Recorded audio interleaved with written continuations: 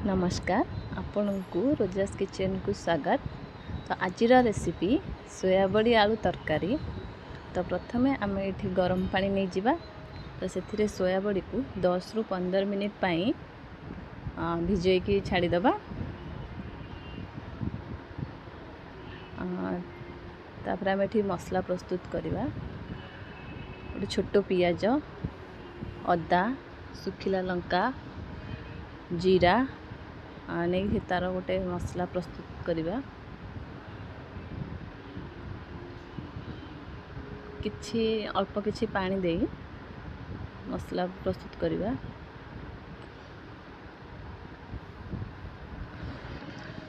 एबे हमर मसला रेडी। एबे हमर 10 रु 15 मिनिट हो गलानी सोयाबड़ी को भिजेबार। देखंतु तार से डबल साइज हो जाइए। एबे तो कौन करवा ना भल भाव में धोई नेबा।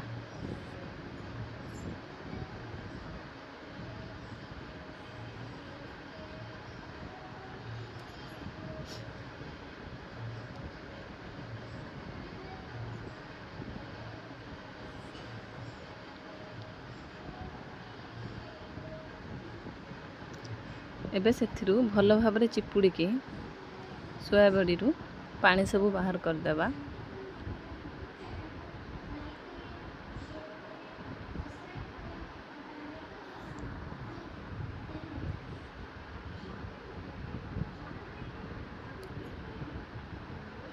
ये सोयाबड़ीटा टिके बड़ साइज थिला तो से मुझे 2 पीस रे काटी देउछि। आपन जदि बड़ साइज पसंद ताले आपन सेमती गोटा भी करि परिबे।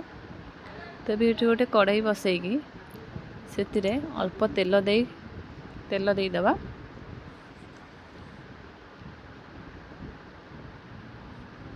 तेल गरम है आसिले से आम रखिथिबा सोयाबड़ी को पकई दबा। ताकू टिके भल भाव में भाजी नेबा जे पर्यंत ब्राउन कलर न होईची। देखंतु हमर एठी ब्राउन कलर होई गलानी। ताकू एबे काढी नेबा।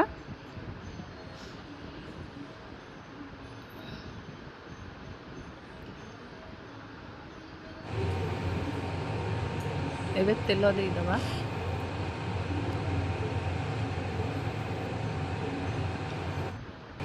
तेल गरम होला परे से जीरा पकाइबा। रखिथिबा मसला को से देबा। तो से कप रे अल्प किछि पानी दे जहाँ भी मसला से लगे अल्प किछि पानी ऐड कर से दे दबा। में हल्दी पाउडर,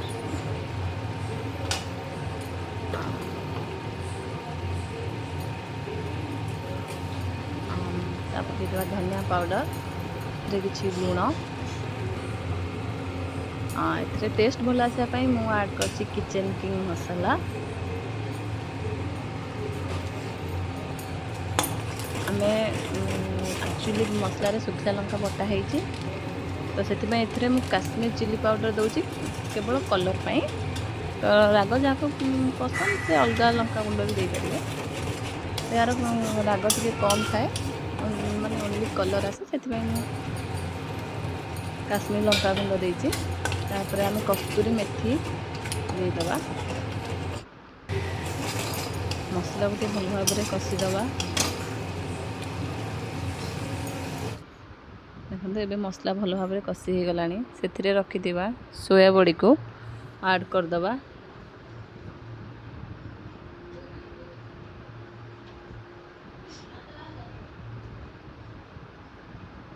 भल भाव में मसला सहित गोलाई दबा। गोटे मीडियम साइज सिझा आलू को काटिकी रखी ताकू ऐड करदेली।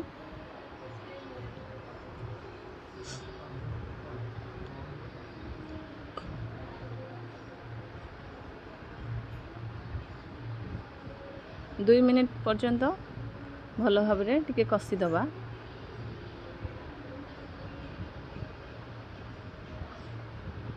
से आम गरम पानी ऐड करवा।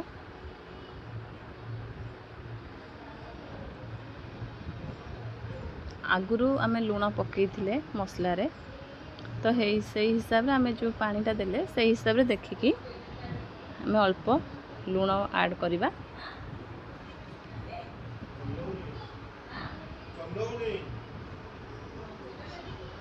गैस को आमे लो मीडियम फ्लेम रे रखिबा। भलसे फुटी आसला परे सेथरे आमे गरम मसला ऐड करवा।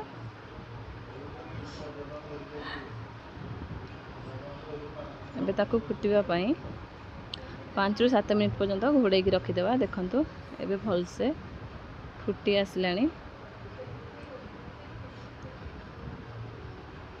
सेथरे आमे एबे धनिया पत्र ऐड कर दवा।